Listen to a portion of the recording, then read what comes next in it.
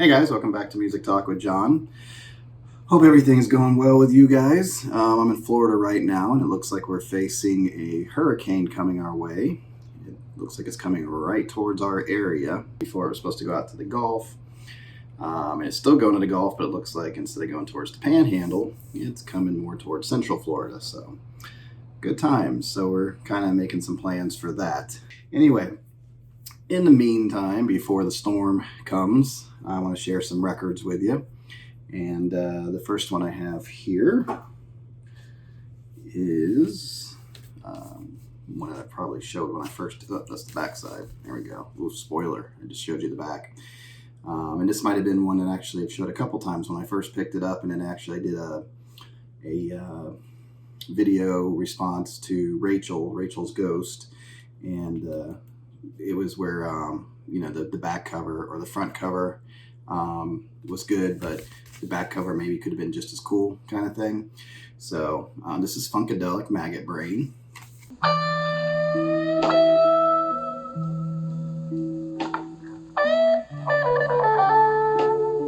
And this is a really good album. I'm not real familiar with Funkadelic, but this Maggot Brain is just amazing with the guitar solo.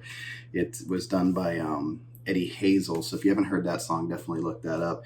I like the rest of this album. It's funk, soul, and it has a lot of guitar work in there. It reminds me of Hendrix on certain levels, so this is definitely a good one. I think the highlight here definitely is Maggot Brain. That starts the album off, and it's amazing.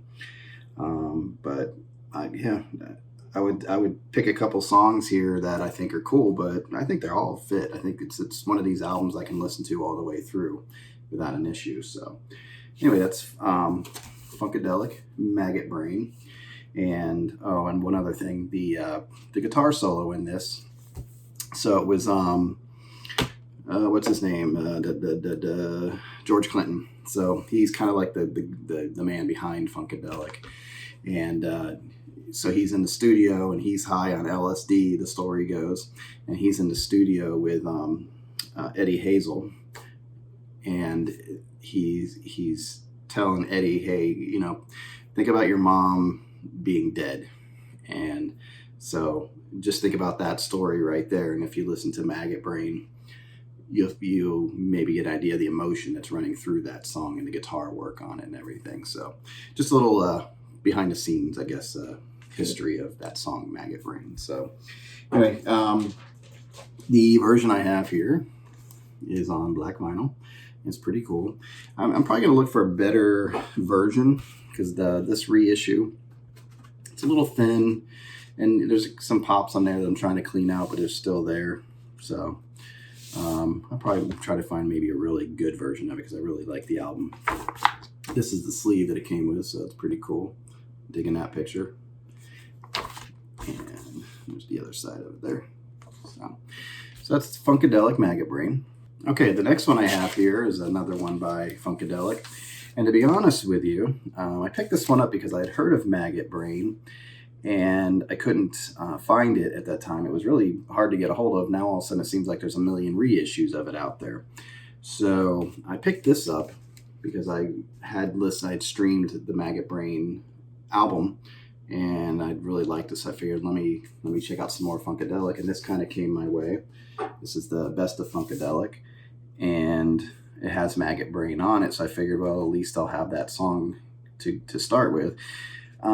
This is a 2-disc set, and to be honest with you, I can't remember how much I like it or not. I picked it up, and then soon after, Maggot Brain came out, so I think I listened to this once, and then Maggot Brain came, and all my attention went that way. So I really can't tell you too much about it. But if you are familiar with Funkadelic, here's the front and back. I don't know if you recognize some of these songs. Cosmic Slop.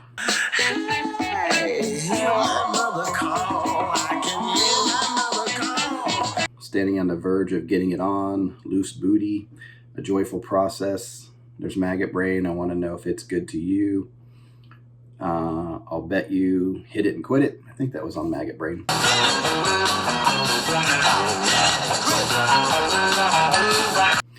So anyway, I'm gonna have to give this one a listen and make sure, because like I said, I'm trying to do over there all killer, no filler. So just definitely listen to this one more time to make sure it fits in that and it's not just hanging out. So this is kind of like what I call like a lost child in there. One of those albums you forgot was in there, and then all of a sudden you found it. So anyway, that's Funkadelic, Standing on the Verge, the best of Funkadelic.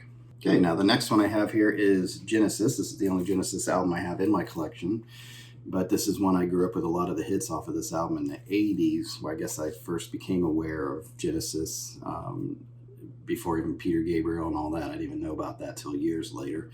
So this is my first taste of Genesis when this came out. I think this was like 83 or 84, 83. So, and this had the song Mama.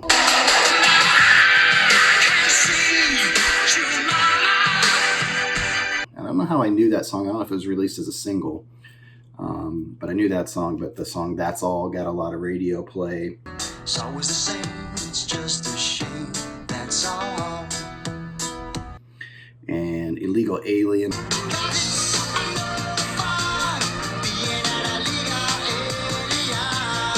I remember that in the video. I thought it was silly at the time, and as you get older, you realize how it's a good song. It's a really well done song. And I thought they had a ballad on here. Don't remember. Oh, Taking It All Too Hard is on here.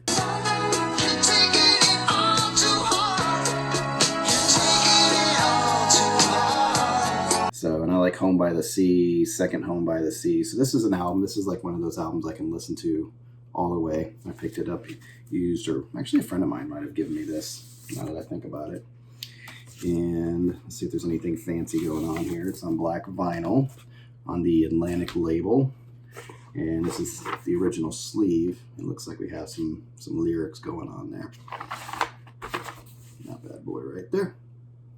So that's Genesis, 1983, the self-titled Genesis. And I don't know how many albums in this is with Phil Collins as the lead singer. All right, so next I have David Gilmour, On an Island.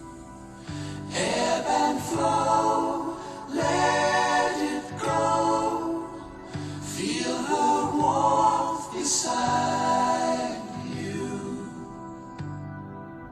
And this is the only Gilmour album that I have, solo album.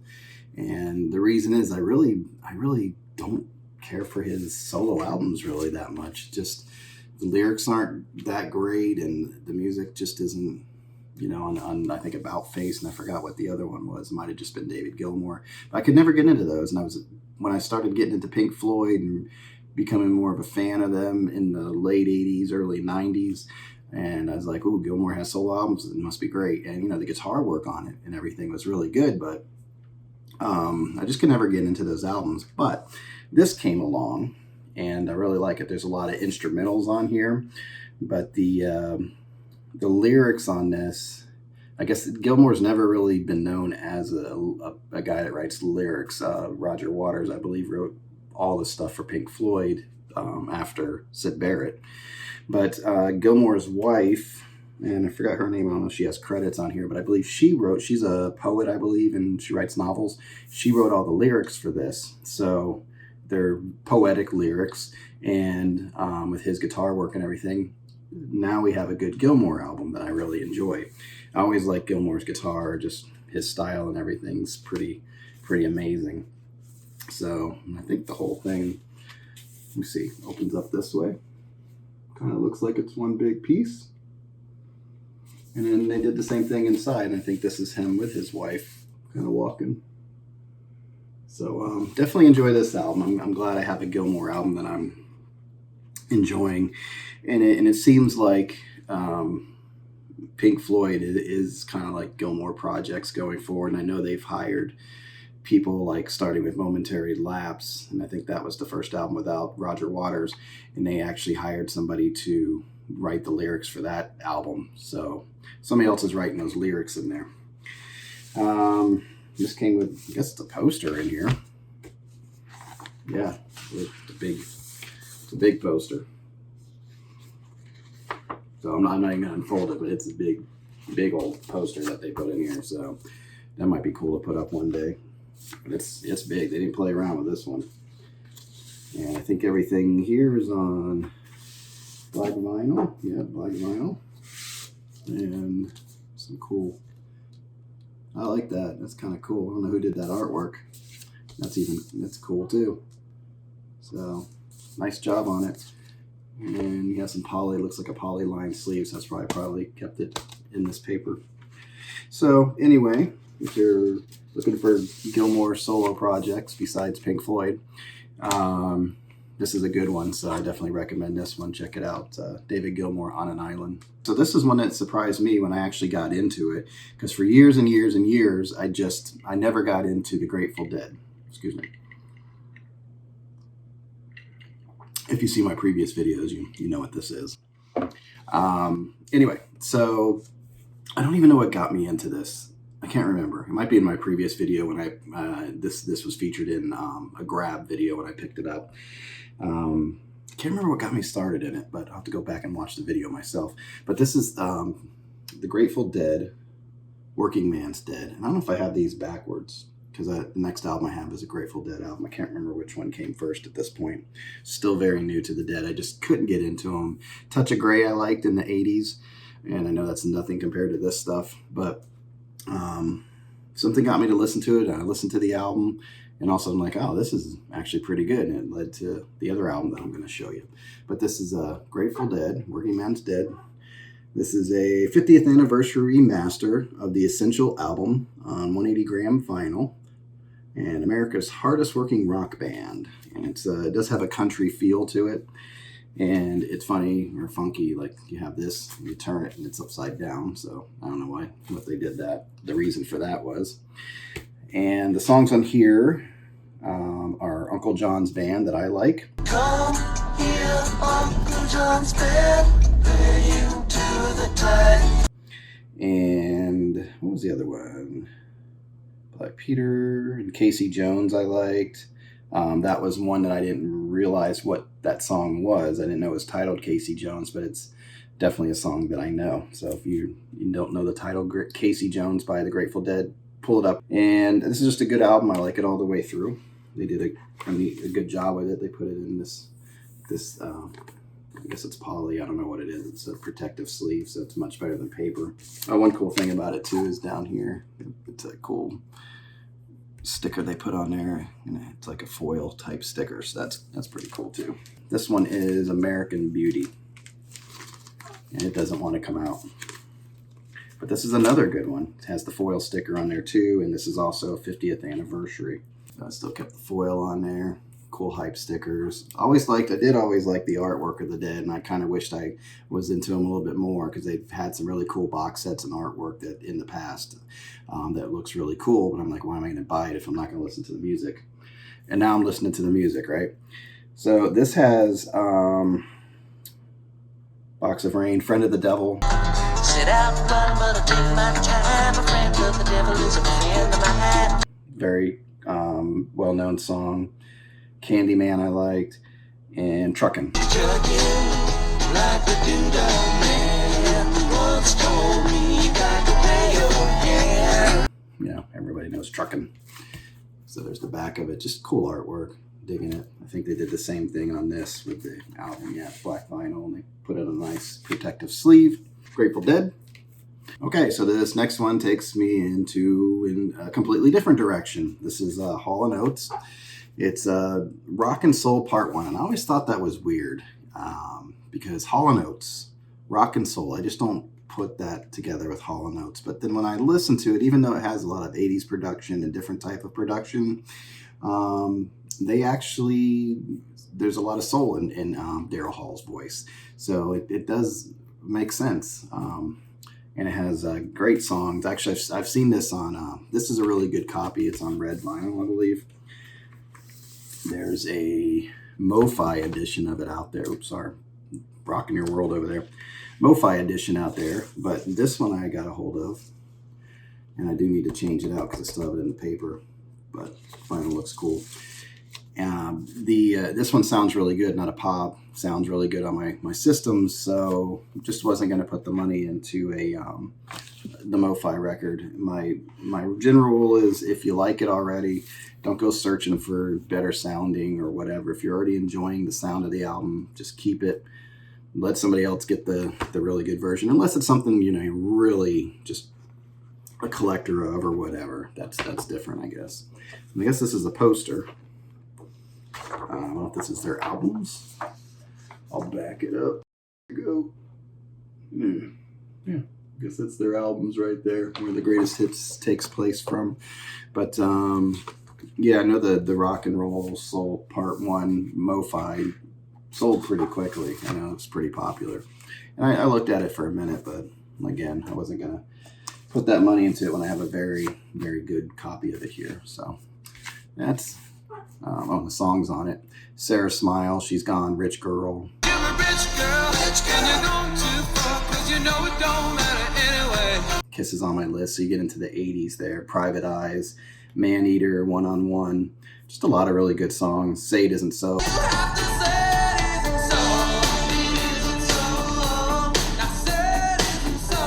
I like that a lot. So if you look past some of the production, the 80s production of it, which I don't mind, I enjoy it, there's definitely some rock and soul in there. So anyway, if you see it, you want to check these guys out, this would be a good starting point for Daryl Hall and John Oates. And next, you probably wouldn't see this coming, and I really didn't see it coming. This is an album that grew on me. Catchy songs. I really liked it. I think she could back off on the... I don't have a problem when there's a lot of cursing on an album. It really doesn't bother me, because if anybody knows me, I have no problem with certain words. But when it's not used, like Billy Joel used the F word in Laura, and he even said, I just couldn't put another word there. I didn't know what to do, so he put it in there.